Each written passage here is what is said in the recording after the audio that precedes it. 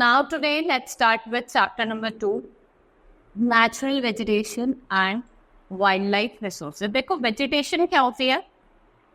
जब हम बात करते हैं कलेक्टिवली प्लांट लाइफ की, जब हम कलेक्टिवली बात करते हैं उसको वेजिटेशन कहा जाता है। नाउ नेचुरल वेजिटेशन, जो नेचुरल वेजिटेशन है वो किसका पार्ट है? बायोस्फीयर का पार्ट है अपना, ठीक है।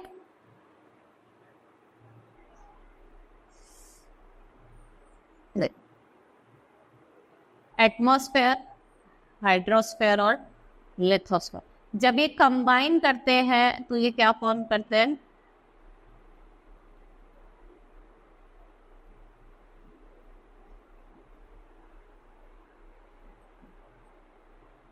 तो ये क्या फॉर्म करते हैं? बायोस्फीयर।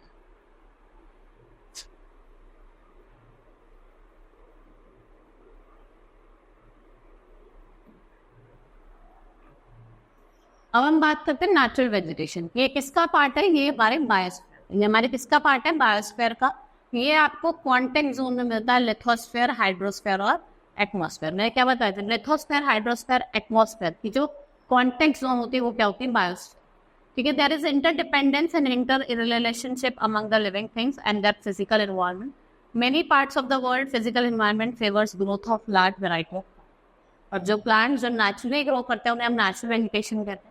वाइल्ड लाइफ की बात करें तो all plants, animal, birds and organism जो नेचुरल हैबिटेट में रहते हैं उसको वाइल्ड लाइफ कहा जाता है। Only the biosphere of the earth supports natural vegetation and wild life. और बायोस्फीयर जो है वो इंटरडिपेंडेंस है, इंटर रिलेशनशिप है among living things and their physical environment. The interaction between organism and their physical environment in a particular area, उसे क्या कहा जाता है? इकोसिस्टम, ठीक है। जो इंटरेक्शन होता है ऑर्गेनिज्म और उनके फिजिकल एनवायरनमेंट के बीच में एक पर्टिकुलर एरिया में, उसको क्या कहा जाता है? इकोसिस्टम। नेचुरल वेजिटेशन क्या प्रोवाइड करता है? शेल्टर टू एनिमल, ये प्रोटेक्ट करता है soil from erosion, act as a shelter well, storage of underground water, they also produce oxygen जो एक वाइटन है किसके लिए? लिविंग बींग्स के। We get milk, meat, hides and wood from animal. Birds जो होते हैं वो फीड ऑन इंसेक्ट और सेव प्लांट्स एंड पॉट। कुछ सम स्कैवेंजर बर्ड्स होते हैं जैसे वल्चर, काइट्स, क्रॉ, वो एक्ट एज अ स्कैवेंजर और keep the environment clean by eating dead max. ये एनवायरनमेंट को क्लीन रखते हैं by eating dead max. Insects like bees और बटरफ्लाई ये पॉलिनेशन में हेल्प करते हैं। We get honey from wave और silk from silk. Thus we see that all animals, big or small, they are integral in maintaining balance in the ecosystem. ये क्या है? एक इंटीग्रल है और ये क्या करता है? एक बैलेंस बना के रखता है ecosystem. Next is forest. Cluster of trees which grow close to each other called forest.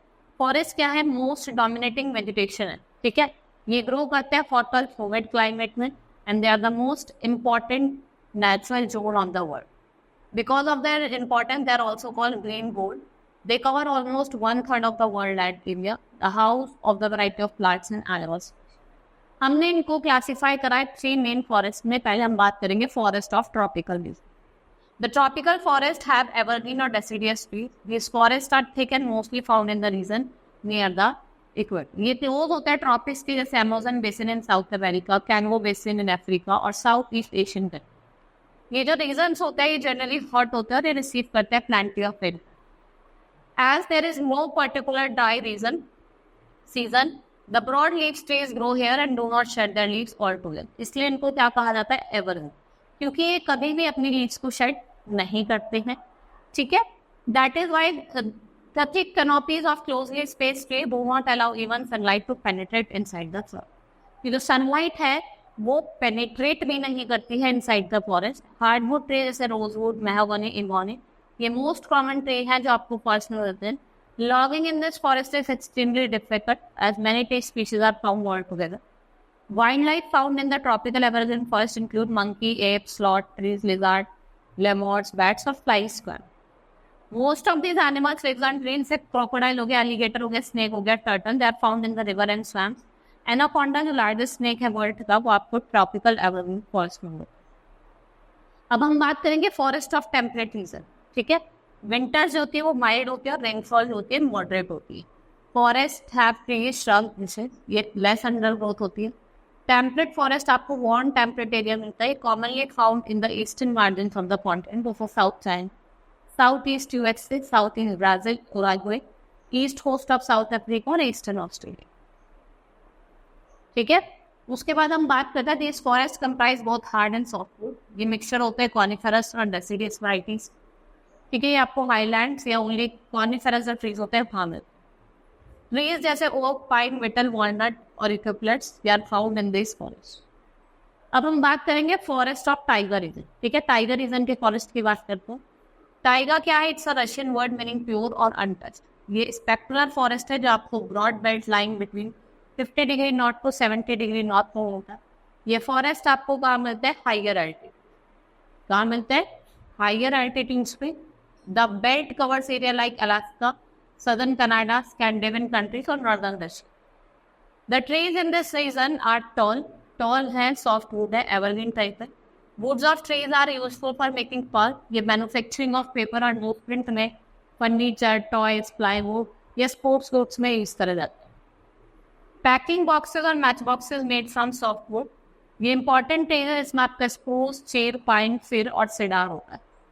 ठीक है, ग्रासलैंड्स की अगर हम बात करें, ये आपको वहाँ मिलते हैं जहाँ लो रेनफॉल होती है। इसको हमने दो टाइप्स में डिवाइड करा है, ट्रॉपिकल ग्रासलैंड्स और टेम्परेट। ट्रॉपिकल ग्रासलैंड्स आपको कहाँ मिलेंगे? इनको समाना कहते हैं। ये आपको इधर साइड्स ऑफ इक्वेटर मिलते हैं which extended till tropics. These are called different names. जैसे आप देखेंगे, इसको हम पार्कलैंड कहते हैं वेनेजुला और कोलंबिया में। And these are called llanos in Brazil, Uruguay at Argentina में कैंपस कहा जाता है। यहाँ पे moderate to low amount of rainfall होती है और जो ग्रास है वो ग्रो करती है। Hair very fall up to height of 3 to 4 metre.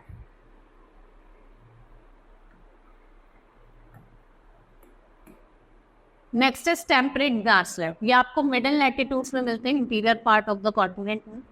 ये ऑलमोस्ट लेवल होते हैं, ट्रीलेस होते हैं, प्लांट सिचुएटेड बिटवीन 40 और 50 degree Celsius both the hemisphere. इनको डिफरेंट नेम से जाना जाता है। स्टेप्स यूरोप में, प्रायरी नॉर्थ अमेरिका में, pampas South Africa, velds South America, velds in South Africa और डाउन्स कहाँ जाया जाता है? ऑस्ट्रेलिया। ये आपको याद रखना है, आगे आपको क्वेश्चंस में भी देखने को मिलेगा। Usually grass grown here is short and notorious. Wild buffalo, antelopes, bisons, ये कुछ कॉमन एनिमल्स हैं जो आपको कहाँ देखने को मिलता है? Temperate region. फिर है shrubs। ये शॉर्ट बुशी प्लांट्स होते हैं। This type of plant stem is not very thick but it is hard and woody. देखो थिक नहीं होती है लेकिन हार्ड और वुडी होती है, बहुत हार्ड होती है, वुडी होती है। यहाँ पे नंबर ऑफ ब्रांचेस होती है जो बेस ऑफ स्टेम्स होती है, रोज, कैंडी टफ। ये आपको ड्राई डेजर्ट्स में मिलती है और in very cold region. Desert vegetation, thorny bushes, ये आपको ड्राई रीजन में मिलती है। ट्रॉपिकल डेजर्ट जो होते हैं वो western margin of the continent में होते हैं। ये very high temperature and extremely low rainfall होता है। ठीक है, ये किस फॉर्म में होता है? शॉर्ट थॉर्नी बुशेस के फॉर्म में। तुंद्रा वेजिटेशन की अगर हम बात करें, ये are found around the North America, Eurasian और नॉर्थ। क्लाइमेट जो होता है वो हार्श होता है, अनसूटेबल होता है फॉर ग्रोथ ऑफ वेजिटेशन। ये there is a spell of long dry winter and summers are very short and cold. इस रीजन को क्या कहा जाता है? Cold polar desert. Now conservation of natural resources. हम कैसे नेचुरल रिसोर्स का कंजर्वेशन करते हैं? Although forest have been prized as a natural source of timber and other products, the growing human need for agriculture, land, grazing area and wood has caused massive destruction of forest. There is a need to conserve valuable resources. The following steps should be undertaken for conservation of forest. जैसे आप देखते हैं massive afforestation programme को launch करा गया है जो cover करता है large area of land with appropriate type of. फिर indiscriminate felling of trees in the forest should be stopped. Suitable steps should be taken to protect forest from fire. Grazing of animals should be controlled. Forest land should not be used for agriculture and other purpose. Every piece of barren land should be planted with trees. Public awareness should be raised. फिर आपका wild life resources. Wild life includes all non cultivated and non domestic life in its natural surrounding habitat. Nature जो होता है वो maintain करता है environment balance को। इस relative number of species is not disturb. लेकिन जो ह्यूमन एक्टिविटीज होती हैं in several parts of the world was greatly disturbed the natural habitat of many species. Due to indiscriminate hunting, economic gains, and also for fun, many of the species, birds and animals have either become extinct or are on the verge of extinction. अब हम बात करेंगे distribution of wild life की। Each part of the earth has its own mix of animal, forest, grassland, desert, wild, natural habitat. Within the habitat, plants and animals develop their own way of life. और जो greatest variety wild animal है वो आपको कहाँ मिलती है? Equatorial forest. अब हम बात करते हैं एशिया की। एशिया जो है वो एक्सट्रीमली वेराइड वाइल्ड लाइफ मिलेगी आपको। Lions, tiger, elephant, monkey, sloth, leopard, ये आपको ट्रॉपिकल एरिया में मिलता है।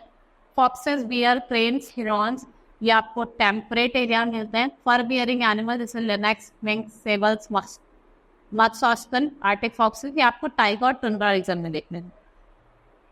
नेक्स्ट इज अफ्रीका, ये भी वाइल्ड लाइफ में रिच है। Camels and ostrich are found in the desert. Grass eating animal जैसे डियर, जिराफ, ज़ेब्रा, स्टेग्स और एलिफेंट, ये आपको सवाना ग्रासलैंड में होती है।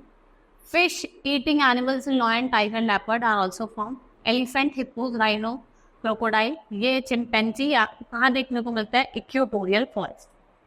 नेक्स्ट इज यूरोप, यहाँ पे लिमिटेड वाइल्ड लाइफ है जो क्लियर होती है। Major animal species found as polar bear, wolves, wild bear, wild sheep, native antelope.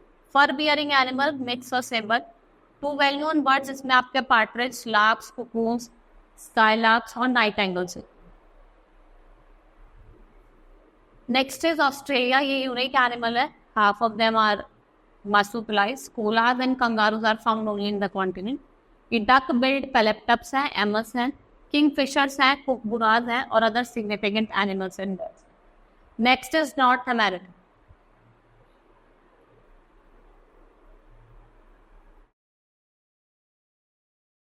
ये एक्सपीरियंस करते हैं very cold climate. Animal have thick fur to keep them warm. Polar bear, new foxes, ये कुछ पेल animal species है जो आपको यहाँ देखने को मिलती है। नेक्स्ट इज साउथ अमेरिका, ये rich diversity of wild life है। रिया यहाँ की फ्लाइटलेस बर्ड है, ऑस्ट्रिच, और कॉन्डर यहाँ का लार्जेस्ट बर्ड ऑफ प्रे है। ठीक है। एनाकोंडास जो आपको मार्ची लैंड में होते हैं। ललामास ये आपको एंडीज माउंटेन में। मंकी, पुमा, जैगुआर, एलिगेटर और जेन टर्टल यहाँ के कुछ और एनिमल्स हैं। Antarctica, there is a plenty of life when land and water meet. Penguins are native to continent and snow pattern which resemble small white dog is also found here. Several types of आपको seeds भी यहाँ पे, seeds जो होती है ना वो देखने को मिलती है। स्पेशली आपको ये समर सीजन में देखने को मिलेगा। Next is conservation of wild life. Indiscriminating killing of various animals made them endangered species. Serious efforts should be made to conserve these animals from becoming completely extinct. कुछ step लिए हैं जिससे आप क्या कर सकते हो? वाइल्ड लाइफ को कंजर्व कर सकते हो। जैसे illegal hunting and trapping of animal prohibited. Government should frame laws forbidding hunting of rare और इंडेंजर्ड एनिमल जैसे lion, tiger, peacock, cheetah, black buck, snow leopard और पाइक।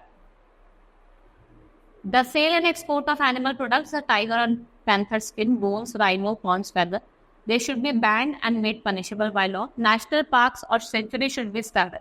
जिससे आप क्या कर सकते हो? कुछ जो रेयर स्पीसीज है उनको क्या कर सकते हो? कंजर्व कर सकते हो। ठीक है। Hope you understood the chapter. That's all for today. Thank you.